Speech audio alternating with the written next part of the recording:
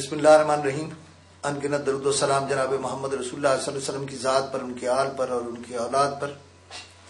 ناظرین، بظاہر یہ لگتا ہے کہ ملک میں کوئی بڑی تبدیلی آنے والی ہے، بلکہ اگر اس ساری صورتحال کو مجتمع کر لیا جائے تو یوں لگتا ہے جیسے آصف علی زرداری صاحب آؤٹ ہونے والے ہیں.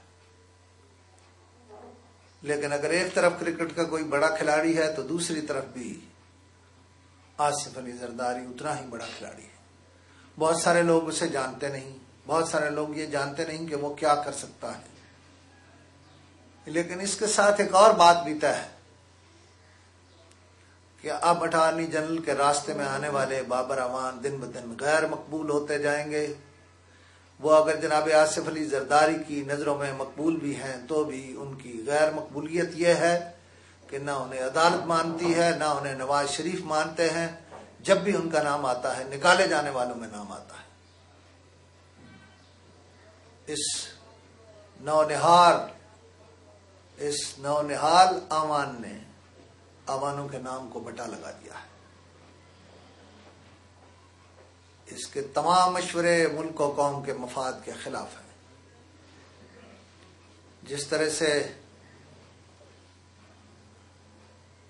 سپریم کورٹ نے این آر او زدگان تمام افسروں کے بارے میں احکامات دیے ہیں، آپ دیکھیں گے کہ اگلے کچھ دنوں میں کچھ مزید لوگ گرفتار ہو جائیں گے، بلکہ گرفتار ہو کے جیلوں میں پہنچ جائیں گے اور جیلوں میں مستقل کمرے انہیں اپنے لیے بنوا لینے چاہیے، ورنہ انہیں بیرکوں میں ہی گلنا اور سڑنا پڑے گا. ناظرین، اس سارے کے باوجود فی الحال حکومت چلتی رہے گی،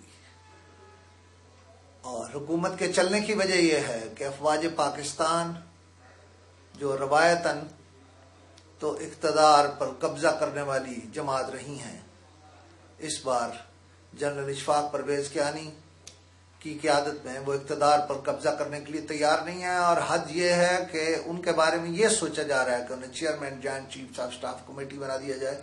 ایک ایسا chairman joint chief of staff committee جو بہت طاقتور ہو، جو چیف آف آرمی سٹاف سے زیادہ طاقتور ہو.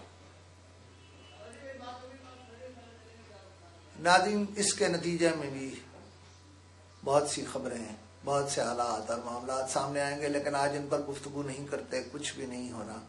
جنرل اشفاق پرویز کیانی نے بھی جنرل اشفاق پرویز کیانی رہنا ہے. امریکی کہیں یا نہ کہیں، اس حکومت کی مجبوری ہے کہ انہیں ایکسٹینشن دیں، اور یہ ایکسٹینشن کسی احسان میں نہیں دیں گے. یہ ایکسٹینشن ان کے کام کی وجہ سے انہیں دی جائے گی. اس سے پہلے جنرل شجاع پاشا کو بھی ایکسٹینشن دی جا چکی، لیکن کوئی 7 8 10 موٹے مرغے اگلے کچھ دنوں میں جیل چلے جائیں گے. یہ ہے ایک خبر.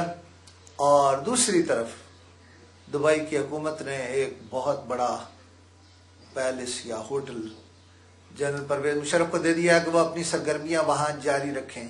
میں یہ بھی بتا دوں کہ ابوظہبی یا دبئی میں اب آصف علی زرداری صاحب وہاں کے حکمرانوں کی نظر میں اس طرح سے مقبول نہیں ہیں جس طرح سے جنرل پرویز مشرف مقبول ہیں. جنرل پرویز مشرف نے اپنے ہم خیال دوستوں، یعنی پرانی مسلم لیگ کے ان لوگوں کو جنہوں نے ہم خیال جوائن کر لی ہے، جو مسلم لیگ کاف میں ہیں، یہ دعوت دی ہے کہ وہ ان کی جماعت میں آئیں، اور اس کے لیے انہوں نے دبئی اور لندن کو مرکز بنا لیا ہے.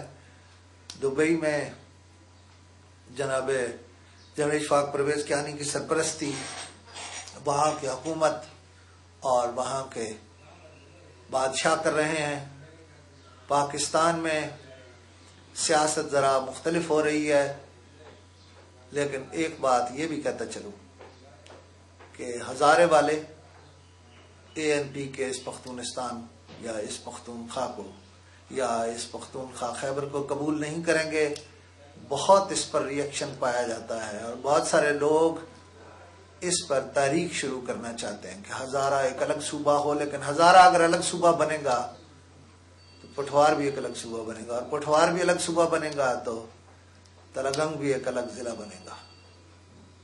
اب قومیتوں کو، علاقے کو اور زبان کو، ان باتوں کو بہت دبایا نہیں جا سکتا. جہاں جس کا جتنا زور ہے وہ اپنا زور ضرور لگائے گا، اور اس میں مانسیرا والے، ہزارے والے یہ سمجھتے ہیں کہ صرف 32% صوبے کے ووٹ حاصل کرنے والے، صوبے میں جو ووٹ پڑے ان میں سے 32% ووٹ حاصل کرنے والے اے این پی والے شاید قوت طاقت میں ہو گئے ہوں، بیوروکریٹس میں بہت زیادہ ہیں پشتون، اور سیاست میں زیادہ ہیں.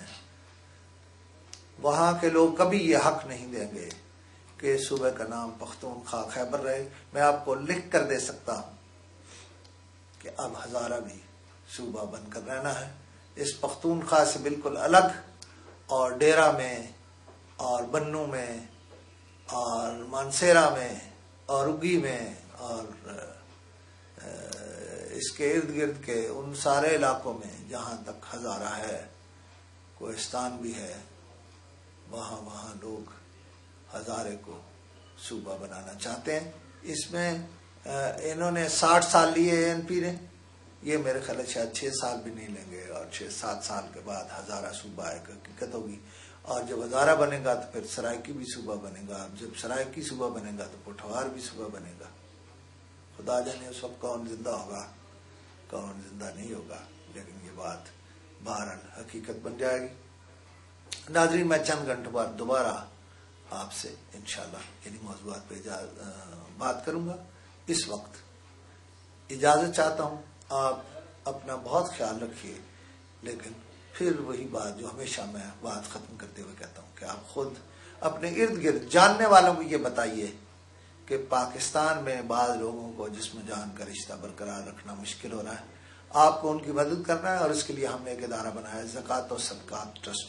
آپ زکوٰۃ و صدقات ٹرسٹ کو فی الحال صرف چیک یا ڈرافٹ کے ذریعے رقم بھیج سکتے ہیں، اور زکوٰۃ و صدقات ٹرسٹ کا پتہ ہے زکوٰۃ و صدقات trust 126B street number 15 I-92 industrial area, Islamabad. اجازت چاہتا ہوں.